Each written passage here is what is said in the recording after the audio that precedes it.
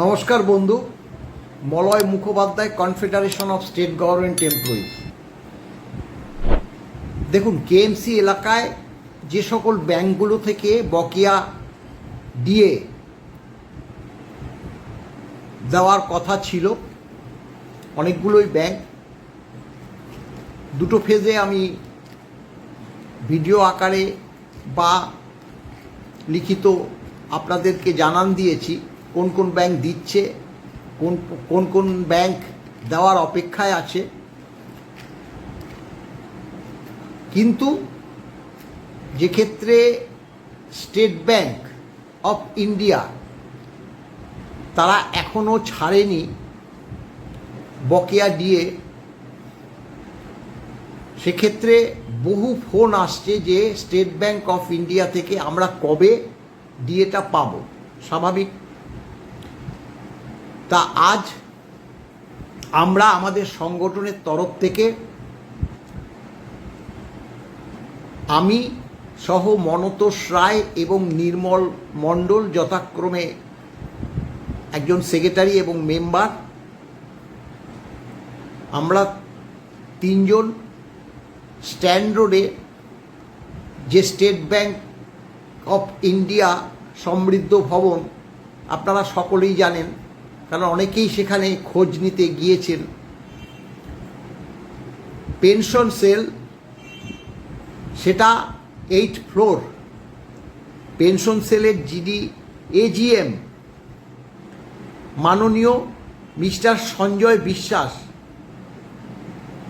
Assistant general manager pension সেলের, তার সঙ্গে আজকে দীর্ঘক্ষণ বৈঠক হয় আমাদের। তাকে বিস্তারিত তথ্য আমরা তুলে ধরি। সেক্ষেত্রে তিনি আমাদের সঙ্গে একদম 100% সহমত হয়, যেটা আমরা আগে বলেছি আমি আমার ভিডিওর মাধ্যমে, যে সরকার কি করছে তা কি করছে না। ট্রেজারিগুলো দিচ্ছে কিন্তু ব্যাংকগুলো কেন দিচ্ছে না, পরিসংখ্যানটা কি, অর্থাৎ যে পেনশনের অপেক্ষায় যে তালিকা স্টেট ব্যাংকগুলোর থেকে আমরা পেয়েছি সেটাও বলেছি। বললো হ্যাঁ মলয়বাবু ঠিকই বলেছেন, এটা আমরা আগেও বলেছি। এটা যে 14/8/2026 আমরা অ্যাডিশনাল চিফ সেক্রেটারি ফিনান্সের কাছ থেকে আমরা একটা লিস্ট পেয়েছিলাম বিভিন্ন ব্যাংকের, তার মধ্যে স্টেট ব্যাংকও ছিল। সেটা হচ্ছে 14/8/26, সেটা 1594 জন পেনশনের অপেক্ষায়, যে তালিকা তার অপেক্ষায়। কিন্তু মোট পেনশনার স্টেট ব্যাংকে 21,000।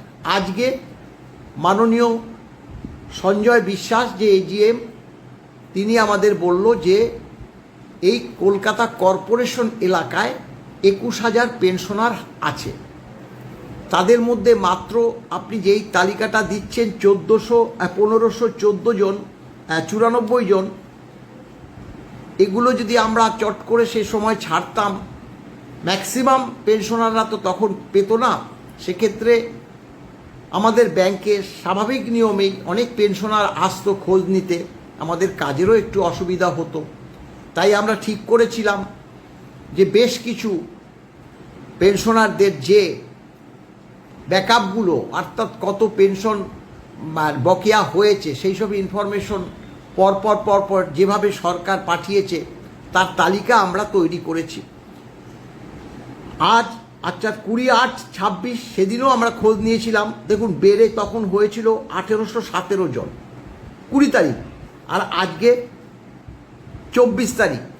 আজকে 24 তারিখ যখন তার সঙ্গে আমরা কথা বলছি, তিনি তখন জানালো যে দেখুন আজ পর্যন্ত 5,000 জন এই যে তালিকাভুক্ত হয়েছে, যাদেরটা খুব শীঘ্রই 2-3 দিনের মধ্যেই ছাড়া হবে।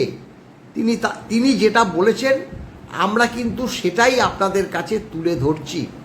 অর্থাৎ প্রায় 5,000 জন যে পেনশনার তালিকাভুক্ত হয়ে রয়েছে স্টেট ব্যাংক অফ ইন্ডিয়াতে, তাদের 2-3 দিনের মধ্যে, অর্থাৎ আগস্ট মাসের মধ্যে 5,000 জন যে পেনশনার আছে তাদের বকেয়াটা তুলে দেওয়া হবে তাদের যে শাখাগুলোতে আছে স্টেট ব্যাংকের সেখানে কেএমসি এলাকায়।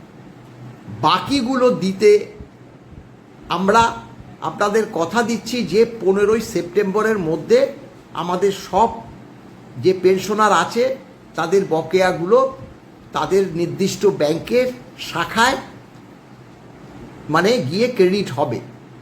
কারণ ঘটনাটা হলো দেখুন বলেছে যে এগুলো ঠিকমতো যদি ক্যালকুলেশন না করে পাঠানো হয় সেক্ষেত্রে কম বেশি হলেও একটা অস্বস্তিজনক অবস্থায় আমরা পড়ব।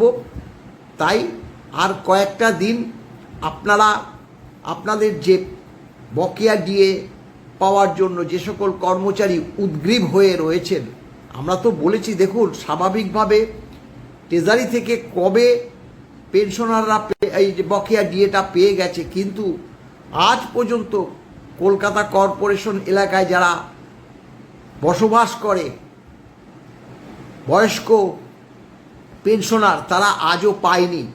স্টেট ব্যাংকের থেকে পায়নি, অন্যান্য ব্যাংক থেকে ছাড়তে আরম্ভ করেছে কিছু কিছু। স্বাভাবিকভাবে তারাও সবাই তো পায়নি প্রথম দিকে। যারা যেটা আপনি বললেন যারা অপেক্ষায় রয়েছে পার্ট করে ছাড়া হবে, সেটা অন্যান্য ব্যাংকও ছাড়া হচ্ছে। কেউ গতকাল বলল মলয়বাবু আমার তো এখনও ইন্ডিয়ান ব্যাংক থেকে ঢোকেনি। আমি বললাম ঢুকবে। আজকে আবার তিনি ফোন করে বলল না মলয়বাবু আমার ইন্ডিয়ান ব্যাংক থেকে ঢুকেছে। গতকাল যেমন বলেছিলেন যে মলয়বাবু আমার কিন্তু এখনও ইউকো ব্যাংক থেকে ঢোকেনি, আবার আজকেই তিনি বললেন যে মলয়বাবু আমার ইউকো ব্যাংক থেকে পেনশনটা ঢুকে গেছে। ঠিক সেইভাবে আজ আমি যেমন এখানে ভিডিও করে আপনাদের কাছে পাঠাচ্ছি, যেহেতু মাননীয় মিস্টার বিশ্বাস এজিএম তিনি যেমন বলেছেন যে এই আগস্ট মাসের মধ্যে 5,000 জন যে পেনশনার অপেক্ষায় রয়েছে তাদের পাঠানো হবে। এখন পাঠানো হলেও প্রথম দিকে হয়তো 2,000 ছাড়লো, তাহলে 3,000 তো বাকি থাকবে। তারা কিন্তু ব্যস্ত হবেন না, একটু সময় দিতে হবে। আপনারা তো পাবেন 100%। আমি বারবার বলছি যে 100% নিশ্চিত থাকেন যে সব পেনশনাররাই কিন্তু বকেয়া ডিএটা পাবেন। কতটা কম হলো কতটা বেশি হলো এই নিয়ে দয়া করে আমাদেরকে প্রশ্ন করবেন না।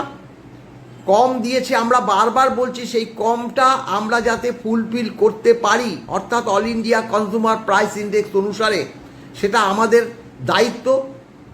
সেটা সর্বোচ্চ আদালত এবং মাননীয়া ইন্দু মালহোত্রা কমিটির সেখানে আপনারা জানেন যে বৈঠক হবে, তার জন্য আমাদের যে কি প্রতিনিধি থাকবে সেটাও প্রচারিত হয়ে গেছে। অতএব সের জন্য সময় দিতে হবে। আজ স্টেট ব্যাংকে যে ঘটনা ঘটেছে, যে পরিস্থিতিতে আমরা সেখানে একদম উপস্থিত হয়ে পেনশন সেল, সমৃদ্ধি ভবন, state bank of India stand road আপনারা জানেন হাইকোর্টের কাছেই একদম, বা এনএস বিল্ডিংয়ের কাছেই, সেখানে আমরা 3 জন, আমাদের সংগঠনে আরও 2 জন মনতোষ রায় এবং নির্মল মণ্ডল, তারা উপস্থিত হয়ে এই ইনফরমেশনটা আমরা কালেক্ট করেছি। কালেক্ট করার পরবর্তী সেটা আবার আপনাদের কাছে পরিবেশন করলাম। ভালো থাকবেন, নমস্কার।